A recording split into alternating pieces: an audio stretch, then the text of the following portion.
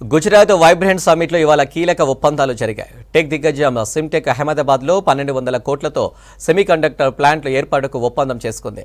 Technology లేకుండా ఆర్థిక కేంద్రాలను అంత త్వరగా విస్తరించలేమన్నారు నిర్మల.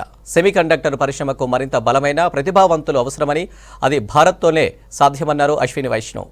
దేశాన్ని సెమీకండక్టర్ హబ్గా తీర్చిదిద్దుతామని ప్రకటించారు.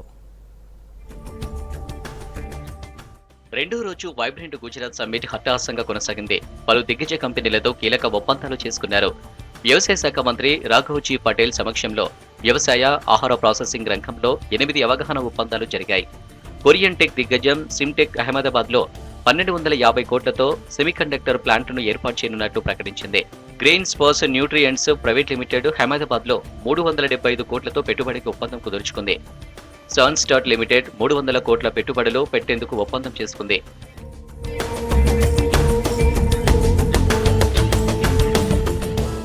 భారత ప్రభుత్వంతో కీలక ఒప్పందం చేసుకున్నట్లు ప్రకటించారు Rashtriya enterprises private limited chairperson Preeti Patel.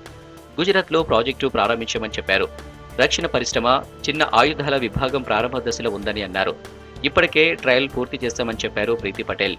We have research we have done all over trial production और उसकी approvals चल रही है. So defense industry especially in the small arms section वो एक nascent stage में है, मगर हमें because गुजरात में है हमारी काफी अच्छी प्रोग्रेस हो रही है.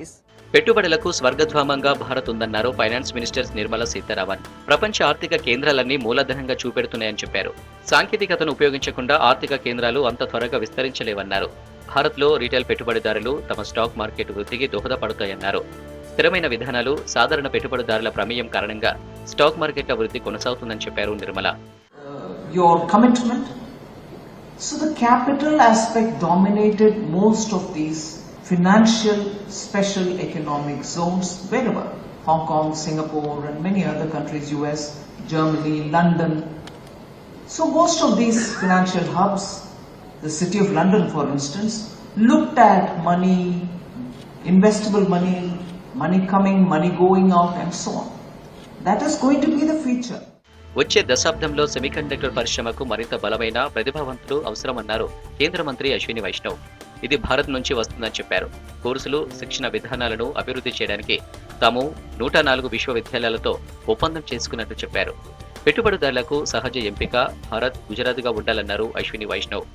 MTech, PhD level talent, and we have also tied up with institutions which give excellent training for the clean room, for managing a semiconductor plant, for making sure that the quality processes are there. So this $1 million+ talent will come from India. దేశాన్ని semiconductor హబ్గా తీర్చిదిద్దుతామన్నారు గుజరాత్ ముఖ్యమంత్రి Bhupendra Patel. Semiconductor ప్రోగ్రాంను విజయవంతం చేస్తామన్నారు. ఇస్టోనియాలో భారత పెట్టుబడులు పెట్టాలని కోరారు ఆ దేశ సమాచార సాంకేతిక మంత్రి టీ ట్రాసా. గుజరాత్ వైబ్రెంట్లో పాల్గొన్న ఆయన ఇస్టోనియాకు భారత్ ముఖ్యమైన భాగస్వామి అని చెప్పారు.